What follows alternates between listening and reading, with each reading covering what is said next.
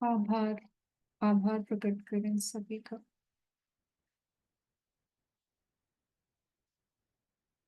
Gratitude all the masters. सुंदर ध्यान के लिए आप सब लोगों का आभार, अभिनंदन।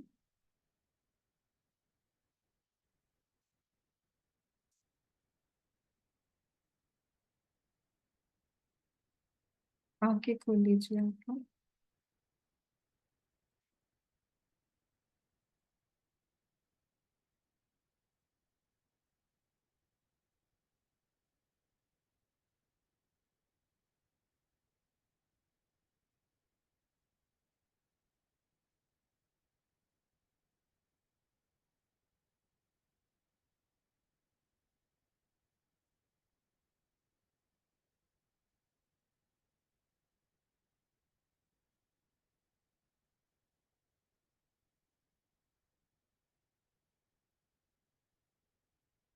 हेलो। आप लोग आवाज सुन सकते हैं? हाँ जी। यस। आज का ये स्वाध्याय सेशन जो ले रहे हैं, एक बहुत ही ब्यूटीफुल और डिवाइन सोल स्वाति रेड्डी जी हमारे साथ हैं, जिनका आज का टॉपिक है गौतम बुद्धा। स्वाति रेड्डी जी डलहास यूएसए से हैं और बचपन से ही ध्यान से जुड़ी हुई हैं। लास्ट 5 इयर्स से थरली प्रैक्टिस कर रहे हैं वो। स्पिरिचुअल टैबलेट काउंसलर भी हैं और अपने स्पिरिचुअल लर्निंग्स और प्रैक्टिसेस को इम्प्लीमेंट कर रहे हैं। तो हम उन सब उनका अ, उनको वेलकम करते हैं। Over to you Swati ji.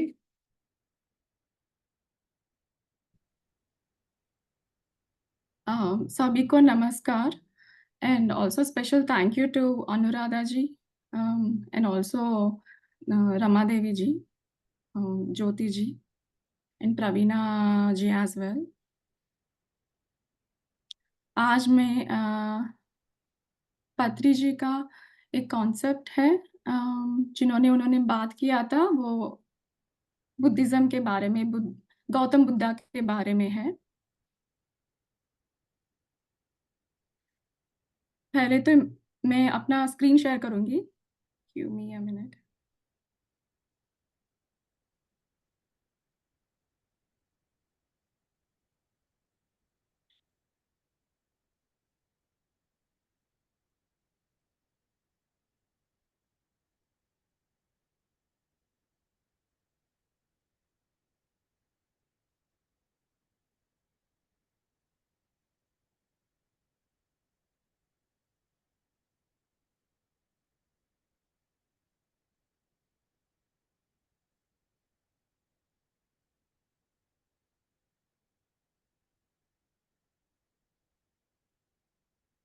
सो ये है गौतम बुद्धा।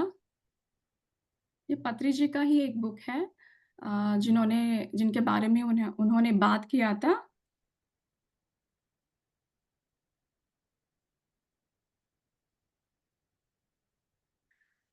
सो ये जो पिरामिड स्पिरिचुअल सोसाइटी यह पत्री जी ने एस्टैब्लिश किया था, वो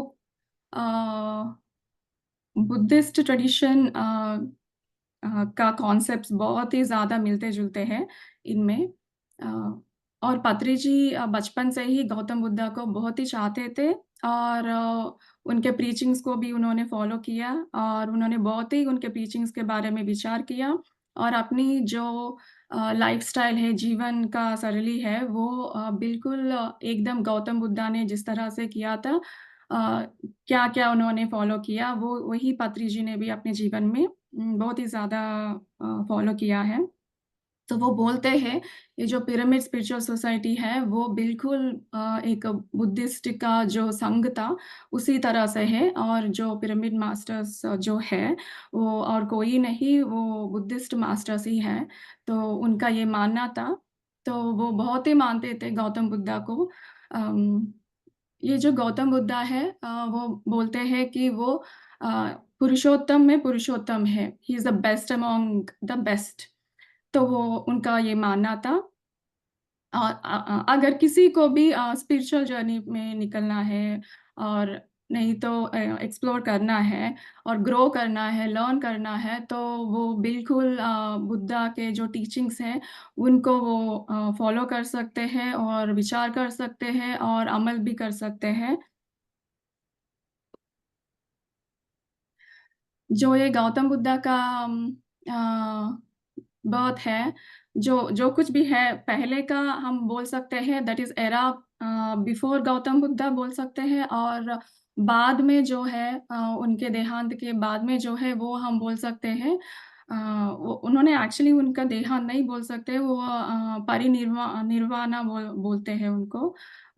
वो जब चले गए थे अपनी बॉडी को लीव करके तो जो वो एरा है गौतम बुद्धा बाद में का एरा वो कह सकते हैं। जैसे हम बोलते हैं before Christ and after Christ बिल्कुल वैसा ही हम गौतम बुद्धा को भी बोल सकते हैं क्योंकि उम, बिफोर एंड आफ्टर बहुत ही ज़्यादा भारत देश में या तब नेपाल भी जुड़ा था इंडिया में, तो सभी जगहों पर उनका बहुत ही ज़्यादा इन्फ्लुएंस था। उन्होंने जगह-जगह पे जाके अपना बौद्ध का ज्ञान दिया है, तो इसीलिए हम ये कह सकते हैं उनकी ऊर्जा इतनी थी कि भारत देश में भी बहुत ही ज़्यादा उनका इन्फ्लुएंस रह चुका है।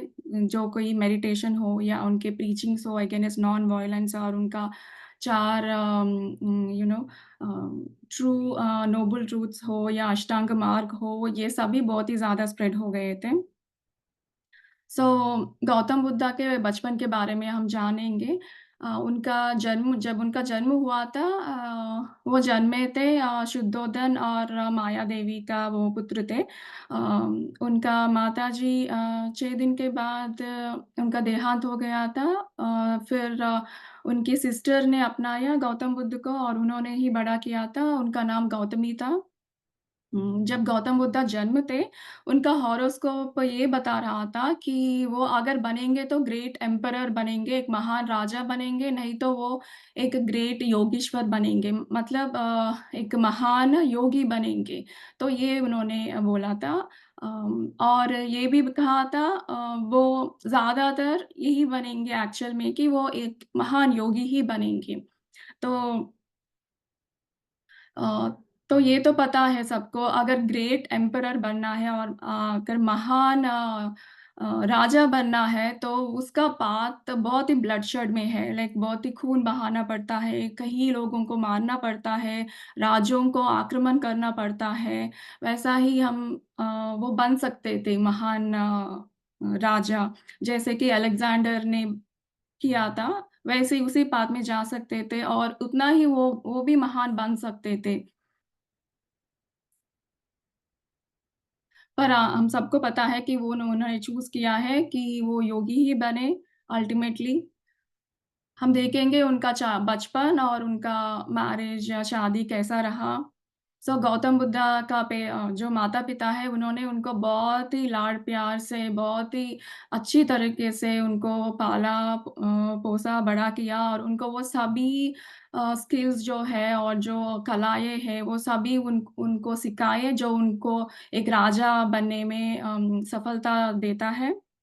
और उनको बहुत ज़्यादा नॉलेज और एजुकेशन जो कुछ भी है, उनको सभी एफ़िशिएंटली मिला था और सही उम्र आने के बाद उनकी शादी हो जाती है यशोधरा से। तो फिर उसके बाद उनका एक बच्चा भी होता है, उनका नाम राहुल है।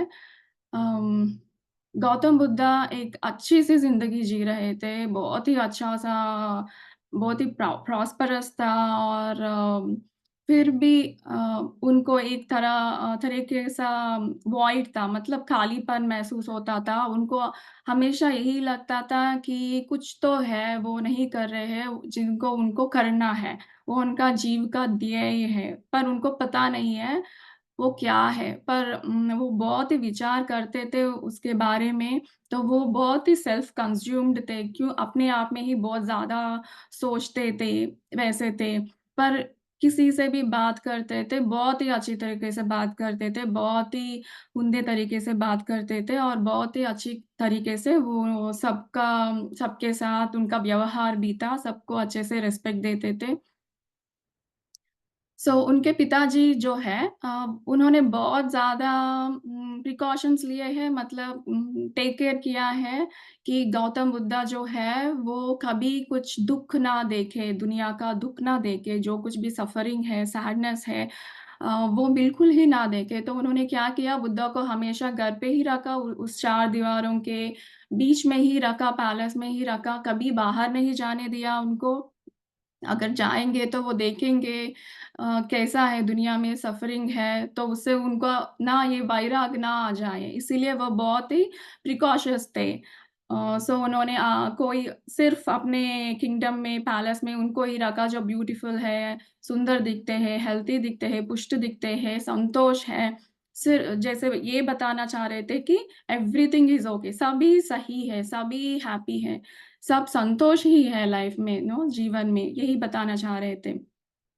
उन्होंने इतना इतना प्रिकॉशंस लिया है कि अम, अति सर्वत्र वज्रयेत मीन्स कितना हम उसको टेक केयर करेंगे, कितना हम प्रिकॉशंस लेंगे और कितना उसको हम अटेंशन देंगे अ, एक बाउंड्री से ज़्यादा करेंगे, तो वो एक्सट्रीम को जाएगा। कुछ ना तो कुछ वो अदर एक्सट्रीम हो जाएगा। तो उनका जो डर था वही क्या हुआ ट्रुथ में बदल गया था, वो सही हो गया था।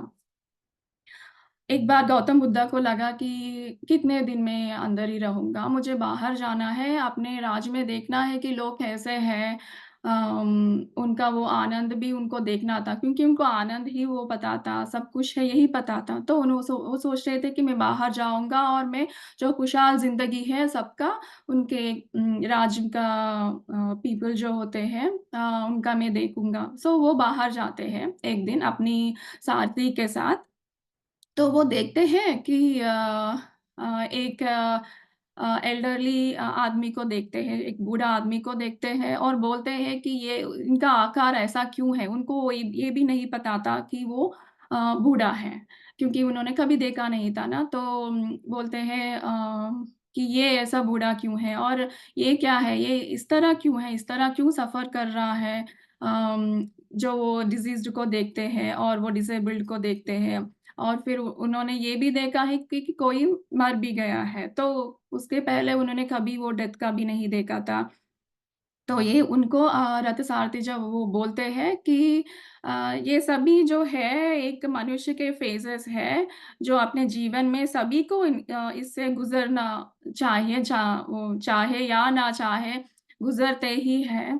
तो इट्स समथिंग इनेविटेबल, हम उसको ऐसा नहीं है कि ये मुझे नहीं पसंद है, तो मैं ये नहीं चाहूँगा कि मैं बीमार पड़ूँ, मुझे बूढ़ा नहीं बनना है। वो हमें गो थ्रू होना ही है, वो एक फ़ेज़ेज़ है जो लाइफ़ के हैं।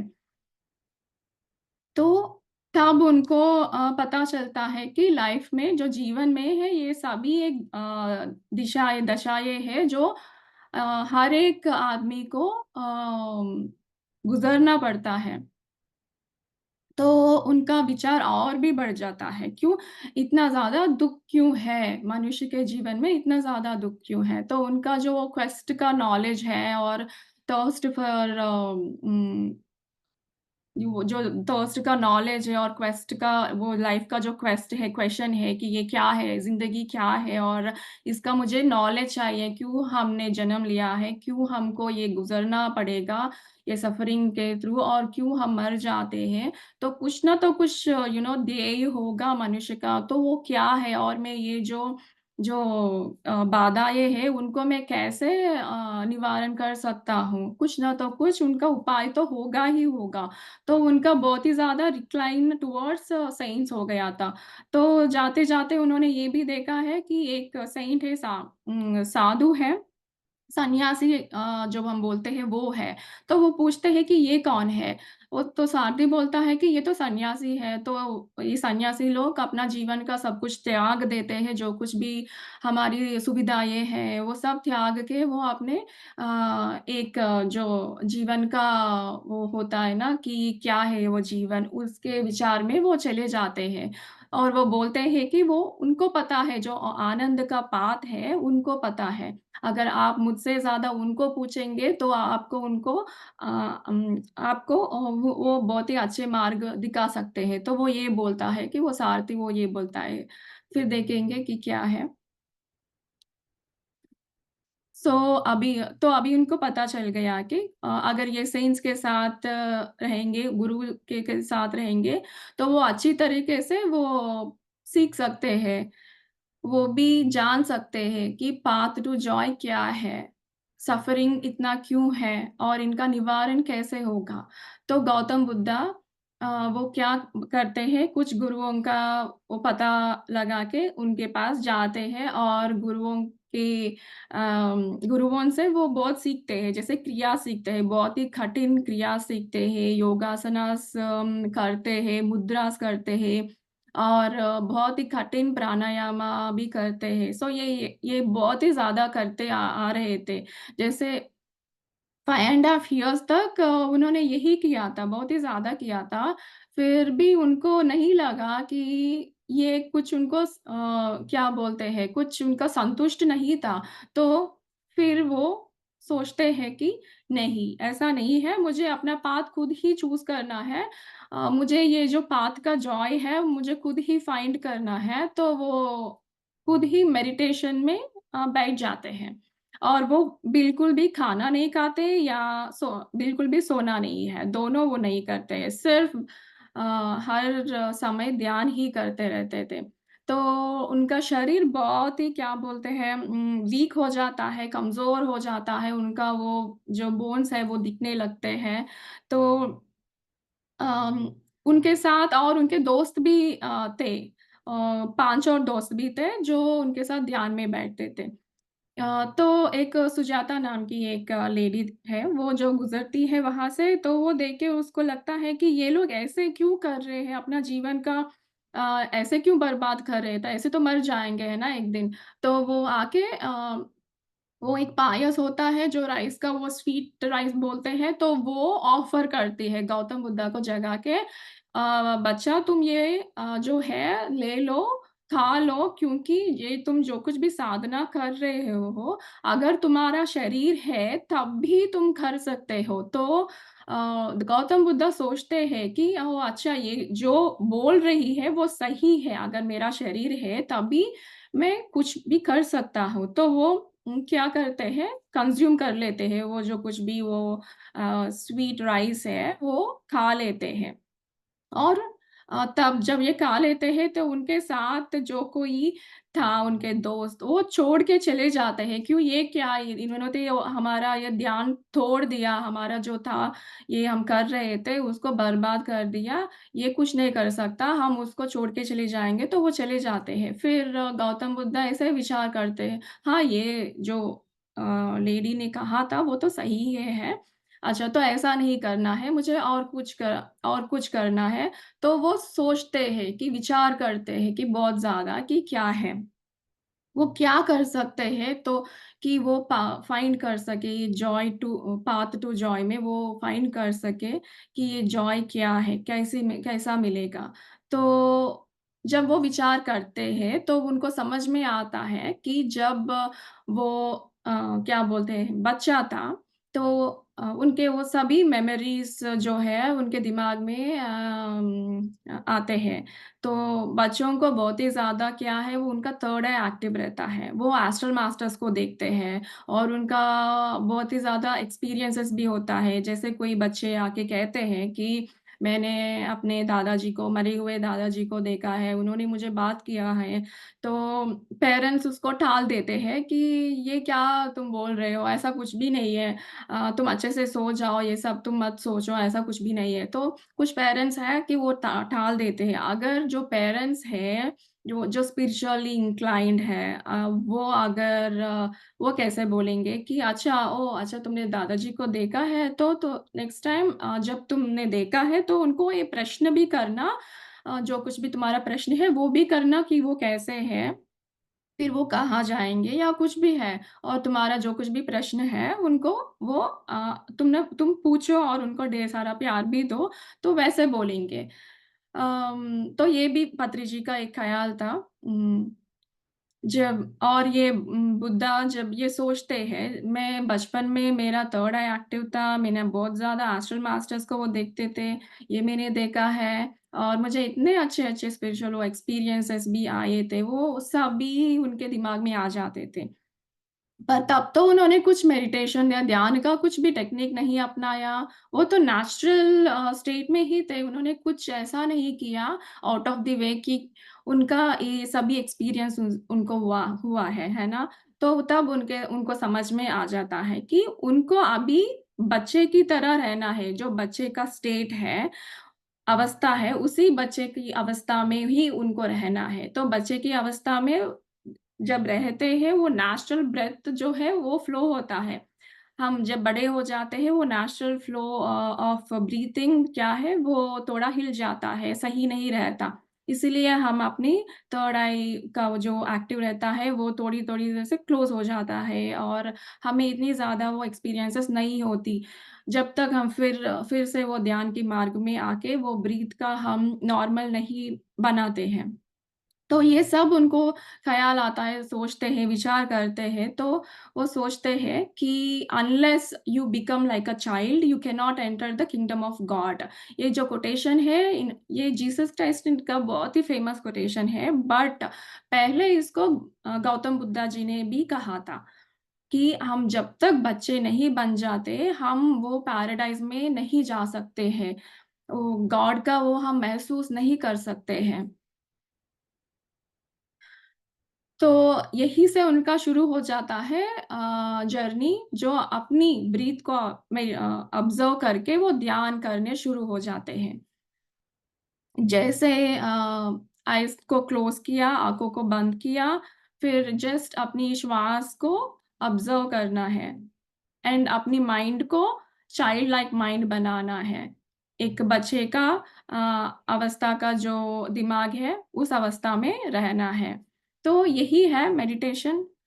तो जैसे हमको पता है हिप्नोटिक रिग्रेशन में जो हिप्नोसिस करते हैं वो हमको लेके जाते हैं, है ना?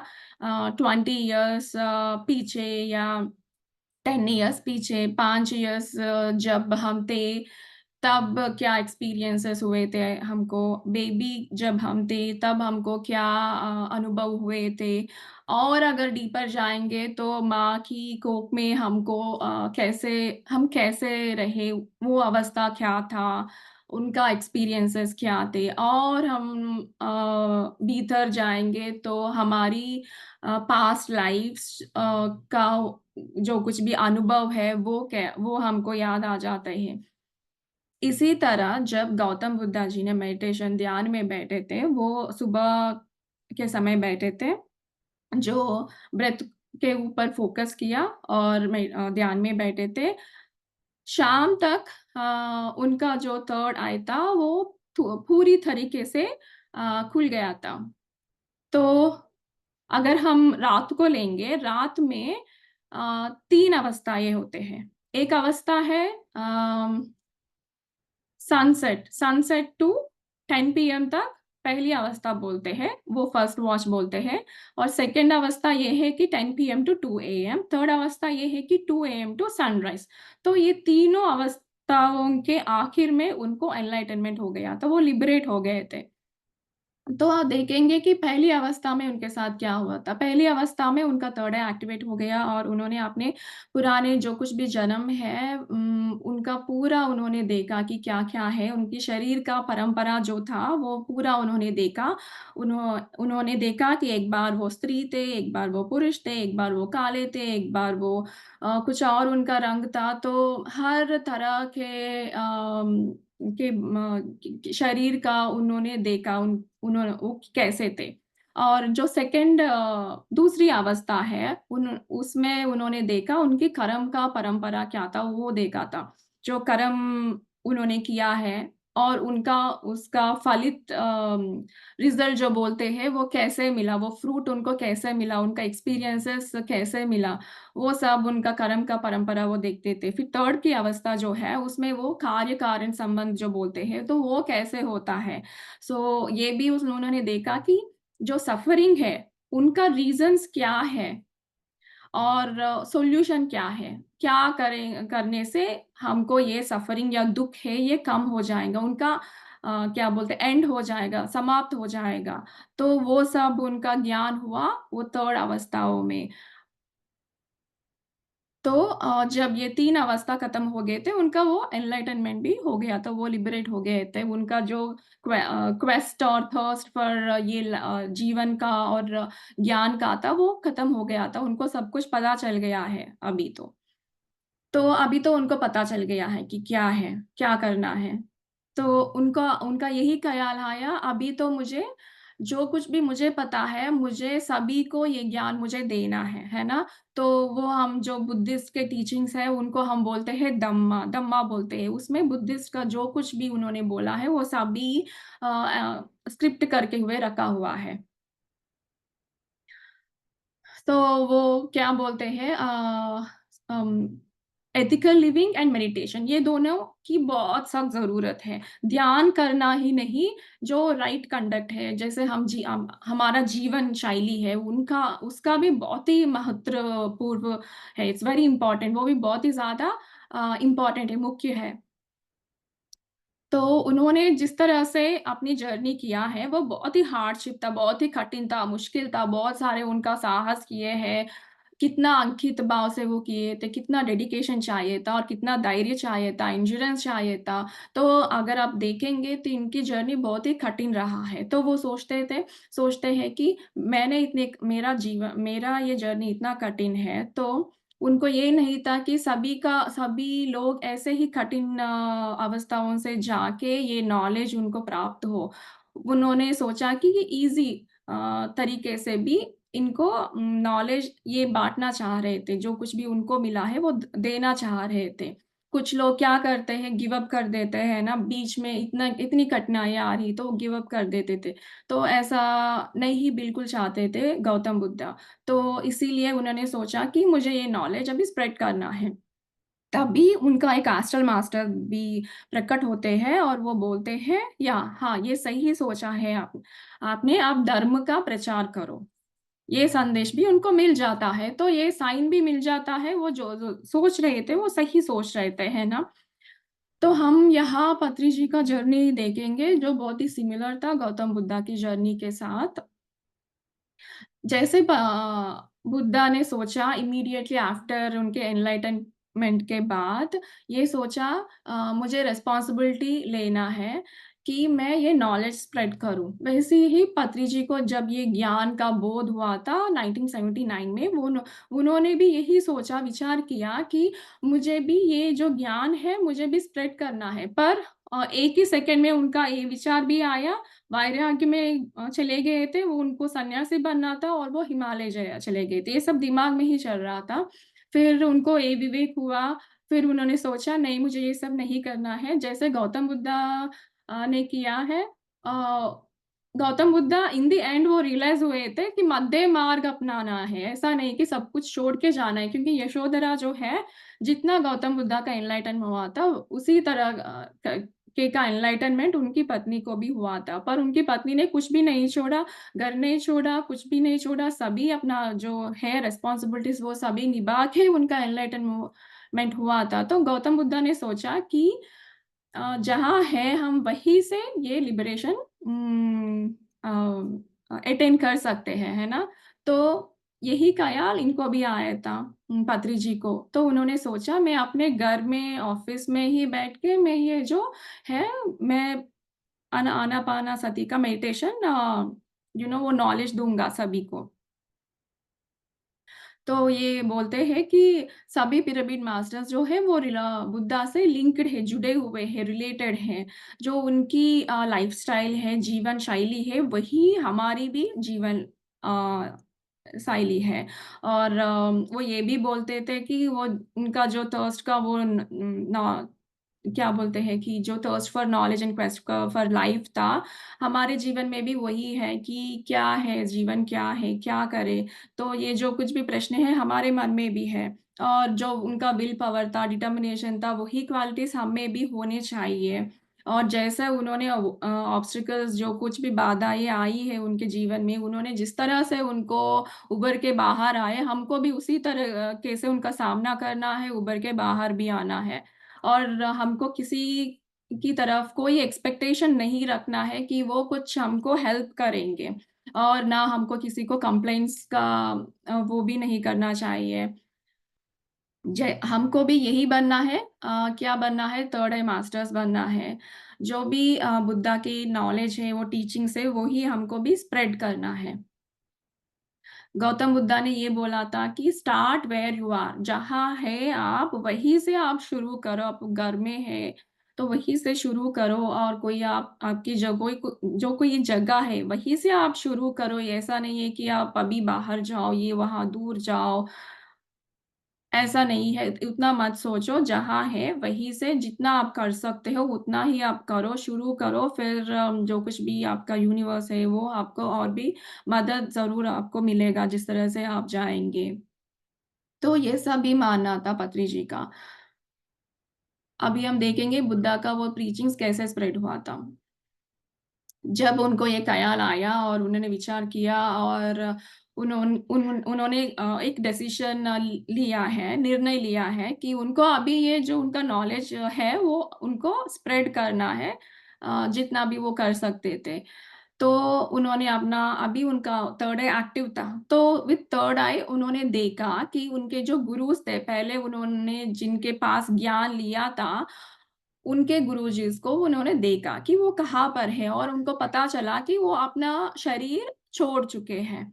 तो फिर वो क्या कुछ नहीं कर सकते थे उसके बारे में। तो उन्होंने फिर सोचा उनके 5 मित्र के बारे में, जो उनको छोड़ के चले गए थे एक पॉइंट ऑफ टाइम पे।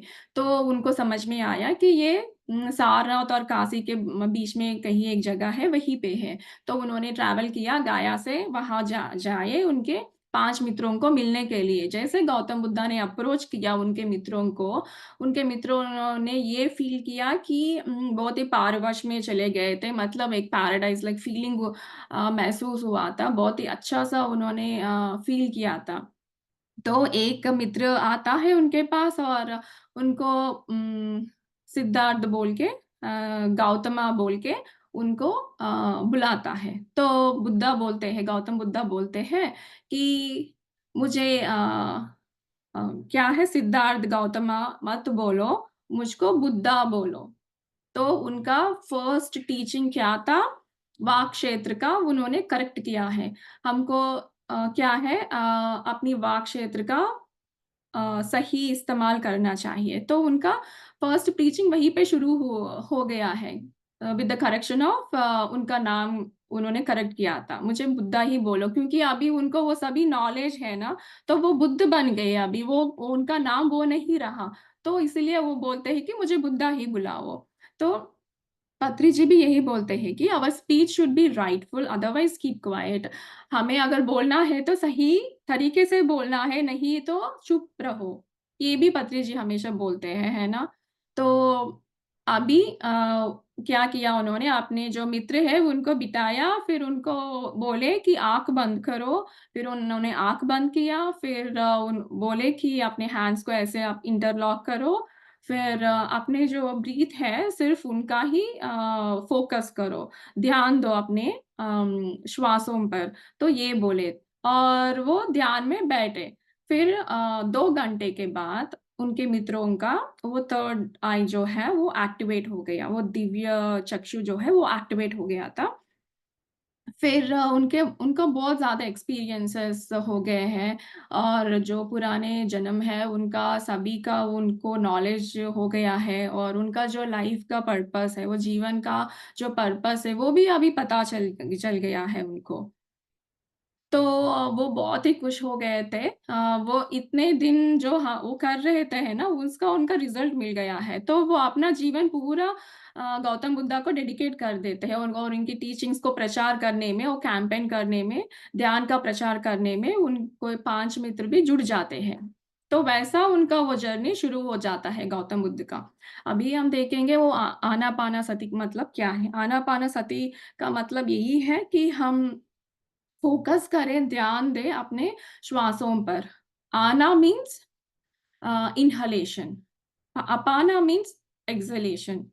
Sati means to be present.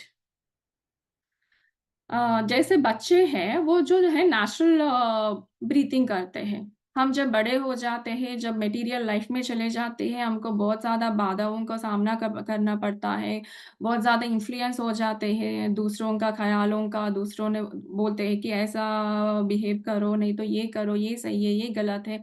बहुत ही ज़्यादा कंडीशनिंग भी हो जाती है, बहुत ही ज़्यादा एक्सपीरियंसेस भी हो जाते हैं।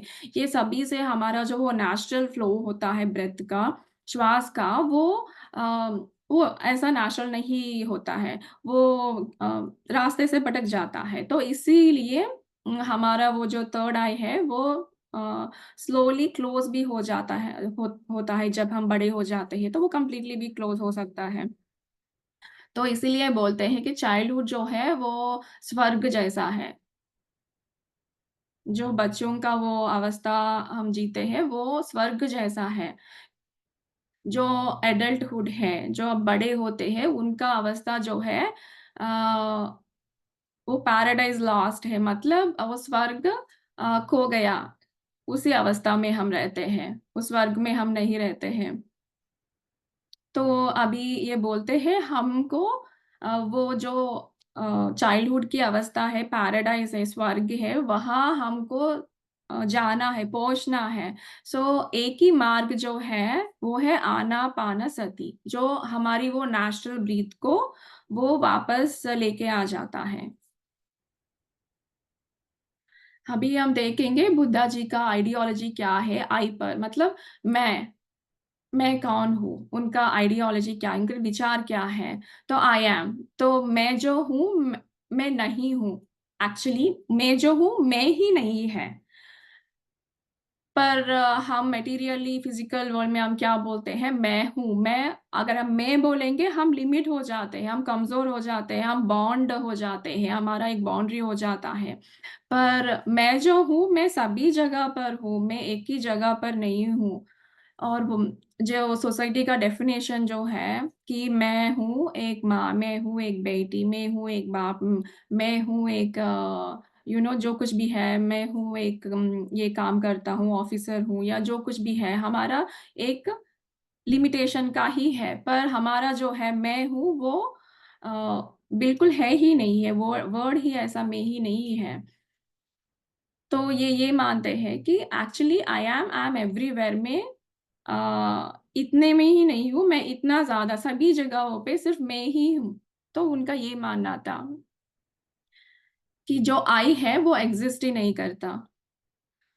और you are your own hero, मतलब आप ही आपका हीरो हो। कोई भी बाहर से आके आपको मदद नहीं करने वाला। वो मदद जो है हमेशा हम बाहर देखते हैं कि बाहर से कोई आएगा, हमारा दुःख मिटाएगा, हमको प्यार करेगा, हमको हमारी जीवन शैली तब बदल जाएगी और हमको पैसे देगा। जो कुछ भी है वो बाहर के लोग आके हमको कुछ करेंगे या हम गॉड के ऊपर डिपेंडेंट हो जाते हैं कि वो कुछ करे।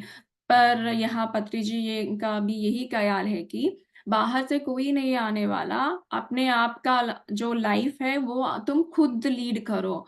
तुम्हारा जीवन जो है तुम खुद लीड करो। तुम अपने आप को सँभालो, टेक केयर करो और अपना पाथ तुम खुद फ़ॉर्म करो और उस पाथ में चलो। तो और जो तुम हो, उसका विचार करो कि तुम क्या हो और तुम्हें क्या चाहिए और तुम्हारा जो जीवन का ध्येय है, वो क्या है? उसके ऊपर तुम विचार करो और उसके पाथ है, उसमें तुम जाओ, खुद ट्रैवल करो। ये ना सोचो कि ये मुझे साथ देंगे तो अच्छा होगा। वो बेसिकली ये बोलते हैं कि अपने आप पे ट्रस्ट करो। बी योर ओन हीरो, अपना गॉड तुम खुद बनो, अपना मालिक तुम खुद बनो, कोई और नहीं है तुम्हारा हाथ पकड़ के लेके जाने वाला है। क्योंकि हमारे अंदर ही इतना शक्ति है कि हम सब कुछ कर सकते हैं। हमारे अंदर है, अंदर में ही वो उतना नॉलेज भी है। हमें कुछ सवाल भी आएँगे, अगर प्रश्न करेंगे उसका उत्तर तो हमें मिलेगा ही मिलेगा, क्योंकि वो हमारे अंदर से ही वो उत्तर भी आ रहा है। तो वो बोल रहे हैं बेसिकली कि तुम्हारा जो पाथ है तुम खुद अपने अपने को इतनी अच्छे से टेक केयर भी करना है और उस पाथ में तुम्हें आगे भी जाना है to find that liberation, to have that liberation. So यही है कि अपना ख्याल तुम खुद रखो। We should take care of ourselves. अपने आप को ही हम हेल्प कर सकते हैं। वो हेल्प तुम सभी जगह से मत देखो। देखते ही नहीं तो देखते ही रह जाएंगे। वो क्या है कि कंप्लेंट्स में बदल जाएगा, ये क्यों नहीं हेल्प करे, वो क्यों नहीं हेल्प करे, और ये ऐसे है। तो इसीलिए अपना खुद पे ही फोकस्ड रहो। अपने खुद का स्पिरिचुअल जर्नी जो है, पाथ है, उस पे ही तुम फोकस्ड रहो। वही बोल रहे हैं। अभी कर्मा, कर्मा के बारे में देखेंगे। ये बोल रहे हैं कि कर्मा जो है वो बहुत ही ऑस्पिशियस होना चाहिए। बहुत ही अच्छा जो कर्म है वही करे, जो अपना जिससे अपना ग्रोथ हो, इम्प्रूवमेंट हो। सो गौतम बुद्धा ने ये बोला है निर्वाणा के बारे में। जो निर्वाणा है वही अल्टीमेट हैप्पीनेस है। वही क्या बोलते हैं कि अल्टीमेट खुशी है, आनंद है। और जो फेथ है, विश्वास बोलते हैं ना, वही अपना बंधु है, अच्छा सा बंधु है, बेस्ट बंधु जो बोलते हैं वही है, बेस्ट रिलेटिव। कंटेंटमेंट, वो जो कंटेंट में संतृप्ति बोलते हैं ना, तो वो ही अपना हमारा अल्टीमेट वेल्थ है, डन है। और वो ये भी बोल रहे हैं कि जब हमारा शरीर हेल्थी होता है, वही एक एब्सोल्यूट प्रॉफिट है। और हमारा जो मन है वो जब वो कंटेंट रहता है, हम जब संतुष्ट होते हैं, तो वही हमारा धन है, अल्टीमेट वेल्थ। और हमारा शक्ति जिसमें है, हम अपनी शक्ति में बिलीव करें, उस पे विश्वास हो, वही हमारा क्या है, बेस्ट रिलेटिव है। जैसे बेस्ट फ्रेंड बोलते हैं, हम किसी को बेस्ट फ्रेंड पे डिपेंडेंट हो जाते हैं, और या कोई रिलेटिव पे डिपेंडेंट हो जाते हैं कि वो कुछ करे, उनको हम इतना बिलीव करते हैं, पर अपने आप को नहीं बिलीव करते हैं। तो ये बोल रहे हैं कि जो तुम्हारा शक्ति है उसके ऊपर तुम विश्वास रखो। उससे ज्यादा दोस्त तुम्हारा कोई नहीं है। जो हमारा सफरिंग जब खत्म हो जाता है, जब हम को समझ में आता है कि ये सफरिंग क्यों है ना, सफरिंग क्यों है और इसको हम कैसे ओवर करें, हमारे ऑब्स्टिकल्स को कैसे ओवर करें, ये जो नहीं रहता, ये सफरिंग, वही हमारा जो है अल्टीमेट ब्लिस है, आनंद है। और ये बोल रहे हैं कि जो मेडिटेशन है एक वेपन की तरह यूज करना है, एक आयुध की तरह हमको ध्यान को यूज करना है। उससे ही हमको सब कुछ हम पा सकते हैं। तो वो कितना बड़ा वेपन है हमको पता है, तो वो हम यूज करें। तो वो कोई भी उनके नजदीक आते थे, उनको पहले वो बोलते हैं कि तुम ध्यान करो, फिर हम बात करेंगे, फिर मैं जो कुछ भी बोध है वो मैं प्रीच करूंगा। तो वो सभी को ध्यान में ही बिठाते थे पहले, फिर ही वो का वो देते हैं, नॉलेज देते थे। तो ध्यान हम क्यों करते हैं? क्योंकि हमको वो अवेयरनेस में रहना है। क्यों एवरी क्षण, हर एक क्षण में हमको अवेयरनेस में रहना है। तो यही है बुद्धा का तत्व। और ये भी हमको, जैसे हम म्यूजिक प्रैक्टिस करते हैं, है ना, जैसे हमको राइट टोन पकड़ना है, तो हम कितना अभ्यास करते हैं वो आने के लिए, बहुत ही ज्यादा अभ्यास करते हैं कि हम सही तरीके से अपने सुरों को लगाए, सही तरीके से हम गाना जब हम गाते हैं, सही सही तरीके से हम गाए। तो उसी तरह जब हम ध्यान भी करते हैं, हमको सही तरीके का अभ्यास करना है। और जितना हम म्यूजिक का अभ्यास, संगीत का अभ्यास करते हैं, उतना ही हमको ध्यान का भी अभ्यास करना है। क्योंकि हमको इतना अवेयर होना है, मतलब हर एक क्षण अवेयरनेस में आना है। तो हमको सोचिए कि कितना ध्यान करना पड़ेगा। उस तरह का हमको अभ्यास भी करना है। और हमको उससे क्या मिलेगा? फिर आत्मज्ञान भी मिलेगा।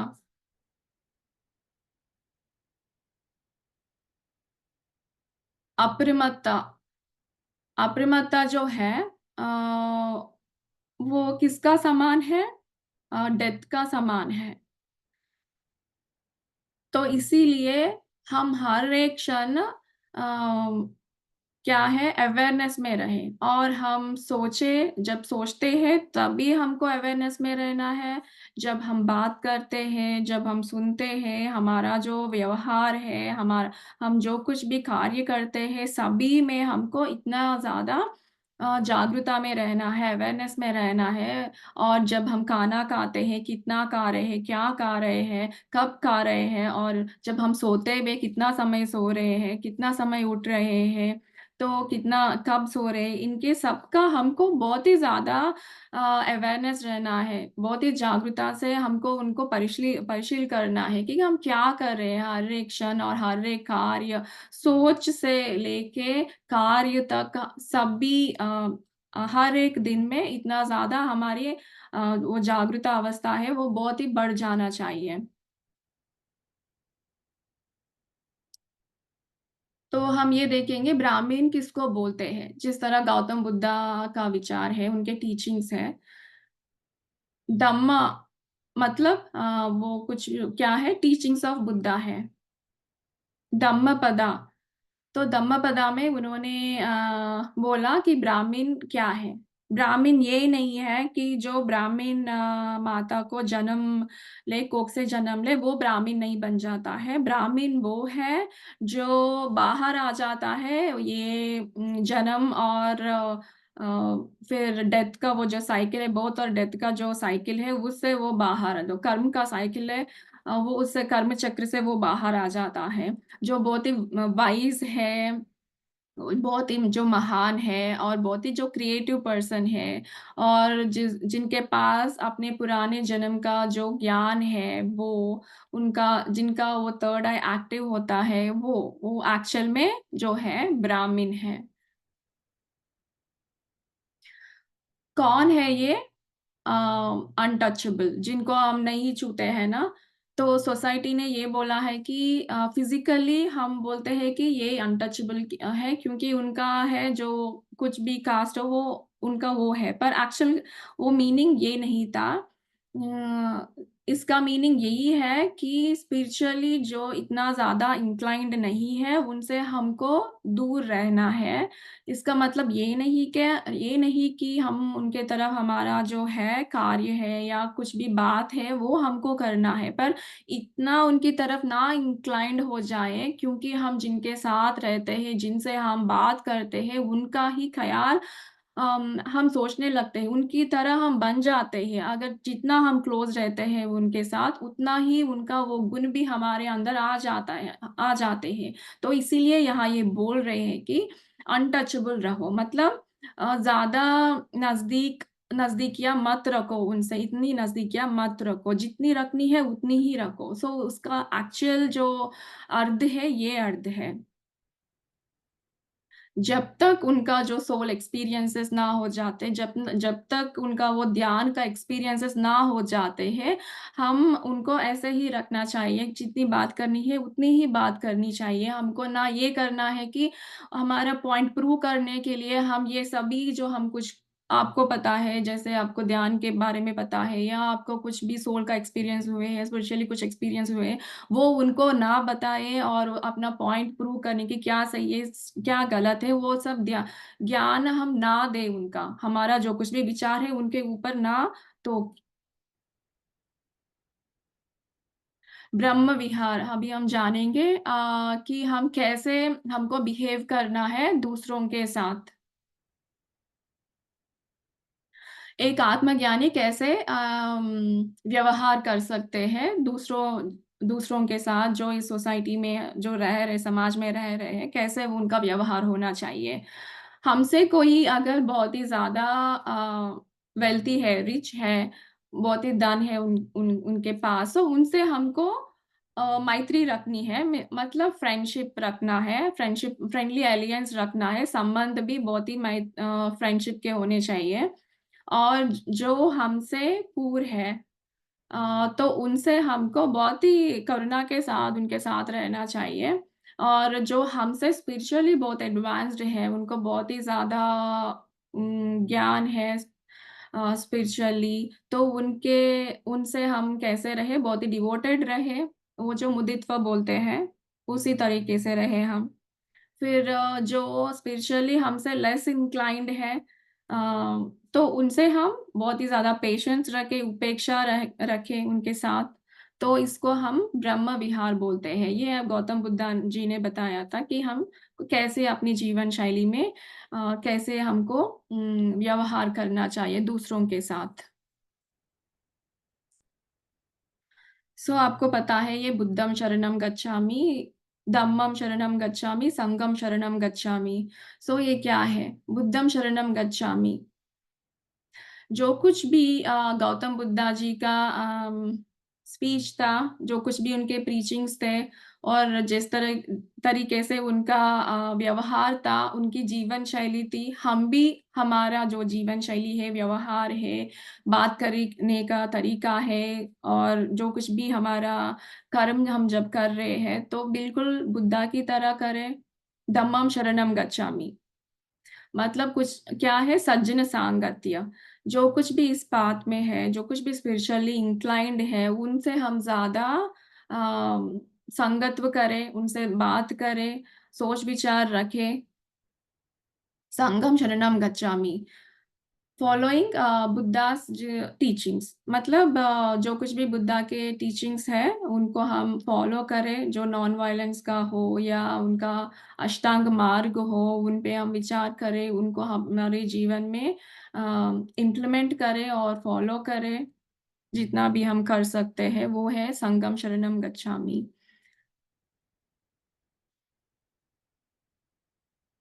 अभी हम और बुद्धा के टीचिंग्स के बारे में देखेंगे, उनका फोल्ड नोबल ट्रूथ्स, वो क्या है? दुःख।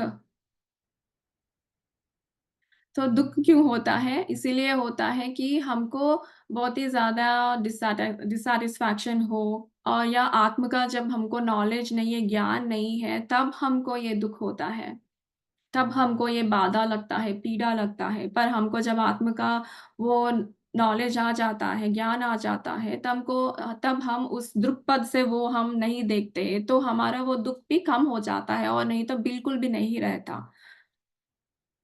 तो ये दुःख कहाँ से उभर के आता है? ये दुःख सम लैक ऑफ अंडरस्टैंडिंग, मतलब जैसे हमको समझ नहीं है कि क्या-क्या है, वो आत्म का जब वो नॉलेज नहीं है, हमको ज्ञान नहीं है, हम बहुत ही ज़्यादा अटैच हो जाते हैं चीज़ों को लेकर या अपने रिलेशंस को लेकर इतना बहुत ही ज़्यादा मोह में चले जाते हैं। इसीलिए वहीं से ही उभर के आता है ये जो सफ़रिंग है कि ये लोग मुझसे ऐसे क्यों ऐसे क्यों बात कर रहे हैं, ऐसे क्यों उनका व्यवहार है मेरे साथ। पर हम ये भूल जाते हैं वो कर्म का हमारा जो चक्र है उससे वो आता है, जो हम देते हैं वही हमारे पास आता है। तो उसके हिसाब से भी हमारे कर्म के हिसाब से ही हमको देखना पड़ता है कि हमारे जीवन में क्या-क्या हो रहा है। अगर हम उसके हिसाब से देखेंगे तो ये जो दुःख है वो कम हो जाएँगे।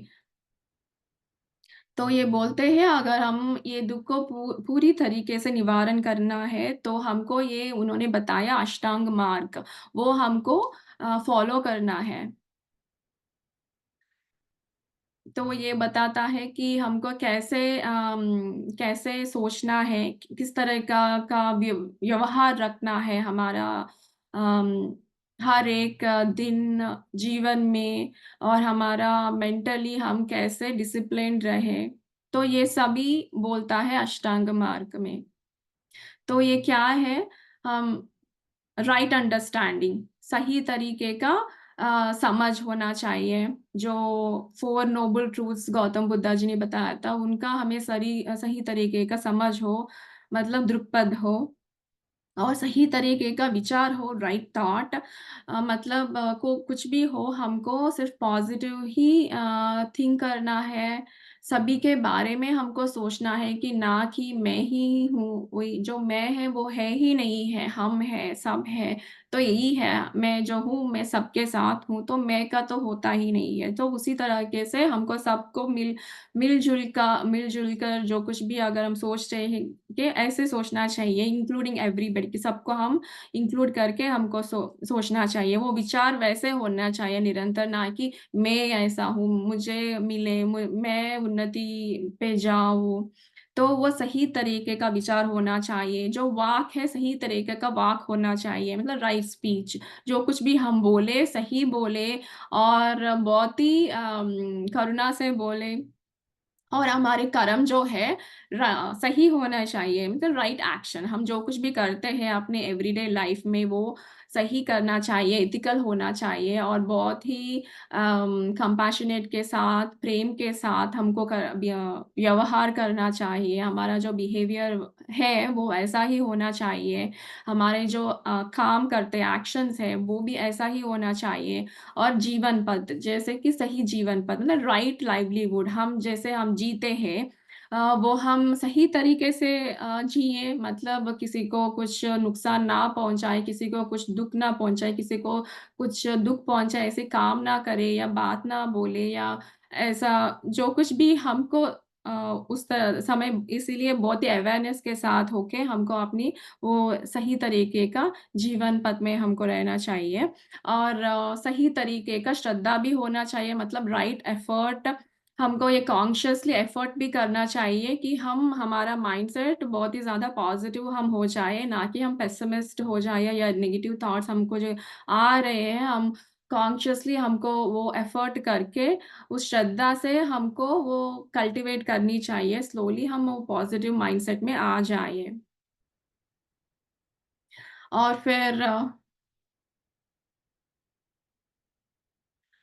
फिर एकाग्रता एकाग्रता के साथ रहना चाहिए। हमारे थॉट्स में, हमारे ख़्याल जो आते हैं, उनमें हम विचार करते हैं, क्या विचार कर रहे हैं, किस तरह के क्या ख़्याल आ रहे हैं, क्या ख़्यालों में भी हमको किसी को भी नुकसान नहीं पहुँचाना है, किसी का बुरा नहीं चाहना है। जो हमारी फीलिंग्स है, जम जैसे महसूस करते हैं, भावनाएँ हैं, वो कैसे हैं, अच्छे अच्छे भावनाओं में रहना चाहिए। अगर नहीं है तो वो हमको शिफ्ट करना चाहिए, चेंज होना चाहिए। और हमारे काम है, जो एक्शन्स है वो कैसे हम कर रहे हैं, क्या उससे किसी को दुःख हो रहा है या मुझे दुःख हो रहा है, तो जो आत्मा को दुःख पहुँचा रहा है वो ऐसे काम हम ना करें। सो ये सब करने के लिए हम हमारा बहुत ही ज़्यादा वो एकाग्रत में रहना चाहिए, वो अवेयरनेस में रह के हम करेंगे तो हमको पता चलेगा, क्योंकि हम जब अवेयरनेस में रहेंगे तो हमारा इनर वॉइस ही हमको गाइड करेगा कि हम क्या करें, कैसे सोचें, क्या कैसे काम करें और कैसे बिहेव करें। और राइट कंसंट्रेशन जो ध्यान है, वो हम सही तरीके का ध्यान करें। उससे हमको जो है जो मेंटल क्लैरिटी देता है कि क्या करना है, और कैसे रहना है, क्या है मेरा लाइफ का जो पर्पस है। तो ये सभी हमको ये राइट कंसंट्रेशन से, ध्यान से हमको मिलेगा। ये ही है अष्टांग मार्ग। फिर उनका मोरल परसेप्ट्स है, 5 मोरल परसेप्ट्स। जैसे हमको किसी को हार्म नहीं करना है, और कोई बुरा नहीं बोलना है, और या इंटॉक्सिक चीज़ों का सेवन नहीं करना है। तो ये सभी आता है कि ये 5 मोरल कॉन्सेप्ट्स में। फिर गौतम बुद्धा ने बहुत ही ज़्यादा नॉन वायलेंस के बारे में भी बताया था। तो उन्होंने ये बताया कि हम किसी जीवी को ना क्या बोलते हार्म ना करें। सो लाफिंग बुद्धा, अभी हम देखेंगे कि गौतम बुद्धा लाफिंग बुद्धा भी कहते थे उनको। चाइना में he is called as laughing Buddha. वो गौतम बुद्धा का बहुत ही फन तरीके से देखते थे। बल्कि इंडिया में गौतम बुद्धा बहुत ही सीरियस पर्सन है, उनके अगर फोटो भी है या कुछ पेंटिंग भी है, बहुत ही सीरियस ही तरीके से रहते हैं हमेशा। पर ऐसा नहीं है, गौतम बुद्धा जी बहुत ही फन पर्सन थे, मतलब खुश मतलब के इंसान थे, खुश किस्म थे। और गौतम बुद्धा जी जो है वो बिल्कुल भी इतने सीरियस नहीं थे। चिरू मंदहासम जो हम बोलते हैं, तो हम हमेशा उनके चेहरे पे एक जवल की तरह था, उनका स्माइल जो है वैसा था। He was always had like the light smiling on his face. संगीत, म्यूजिक, गौतम बुद्धा जी जो है वो फ्लूट को बहुत पसंद करते थे और उनको बहुत ही अच्छी तरीके से वो प्ले करते थे। जब भी वो फ्लूट बजाते हैं, वो बांसुरी बोलते हैं, तो वो बजाते हैं, तो जो उनके नज़दीक जो कोई है वो ऑटोमेटिकली ड्रॉन हो जाते हैं, तो उनकी तरफ आ जाते हैं और खुद ही बैठ के ध्यान करने लगते हैं, वो फ्लूट सुन के। उनका वो जो गाना वो बजाते हैं, मुरली का वो संगीत आता है, तो वो भी बहुत ही रुचि रखते थे संगीत में। अभी हम देखेंगे मैत्रेय बुद्धा क्या है। ये बोलते हैं कि गौतम बुद्धा ने मैत्रेय बुद्धा का उनका वो लिनिएज था, तो उन्होंने रजनीश के शरीर में वो आए एक टाइम पे, क्योंकि उन्होंने वो उसका परमिशन दिया था। फिर रजनीश ने अपना नाम बदल दिया ओशो में। जब ये गौतम बुद्धा जी रजनीश के शरीर में आए, तब उन्होंने अपना नाम ओशो में बदल दिया। तो जो उनका लास्ट 4 इयर्स था, वो सभी मैत्रेय बुद्धा थे एक्चुअली। ये जो मैत्रेय बुद्धा है, उनकी लिनिएज है यही, ये जो है पिरामिड स्पिरिचुअल सोसाइटी का मूवमेंट है। तो इसीलिए पत्री जी बोलते हैं जो जो कोई पिरामिड का मास्टर्स है, वो ग्रैंड बुद्धिस्ट मास्टर्स है। तो यही है गौतम बुद्धा जी के बारे में।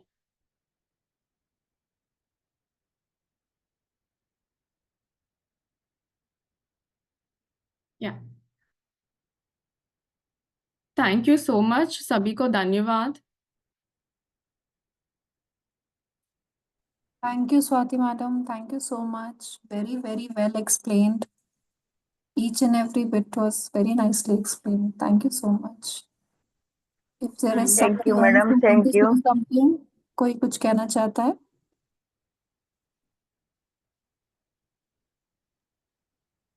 बहुत नॉलेज मिला मैडम बुद्धा के बारे में। Thank you so much. Actually मुझे जब मैं सोच रही थी, मैंने दूसरे पत्री जी के कॉन्सेप्ट्स भी मैंने चूज कर लिए थे। हाँ, मुझे इसके बारे में बताना है, पर मुझे क्या बोलते हैं वो ड्रीम आया कि ये गौतम बुद्धा बोल के मुझे वर्ड्स दिखे, तो मुझे पता चला कि एक तरीके का संदेश है, मुझे यही लेना है, इसके बारे में ही मुझे और ज्ञान मिला। एक्चुअली मुझे इतना भी नहीं पता था, इतना ज़्यादा नहीं पता था। जब मैं इनके बारे में मैंने पढ़ना शुरू किया और मुझे इतना ज्ञान मिला बहुत सारे कॉन्सेप्ट्स के बारे में कि क्या क्या है, वो सभी का मुझे नॉलेज भी मिला था। तो मुझे बहुत अच्छा लगा कि मैंने ये किया है पत्री जी का जो कुछ भी है। और मुझे इतना पता चला कि पत्री जी कितना इन्फ्लुएंस्ड है गौतम बुद्धा के जीवन से।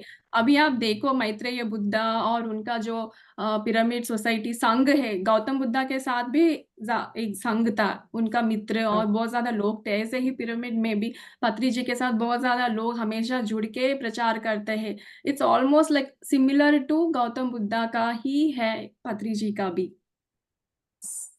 ये भी मालूम नहीं था जो और रजनीश के ये में आए थे बुद्धा मेरे को मालूम नहीं था, आज मालूम पड़ा। हाँ, ठीक है Swati ma'am, thank you so much. Very nice, very thank you thank thank you thank you. You. Thank you so much. Thank हाँ, you शुभ so much. रात्रि। Thank you so much, Jyoti ji और Swati ji. Thank you so much. शुभ रात्रि sir. Thank you Anuradha ji for supporting me. Thank you, thank thank you so you. Much. आपके लिए तो good morning, सबके लिए शुभ रात्रि. धन्यवाद.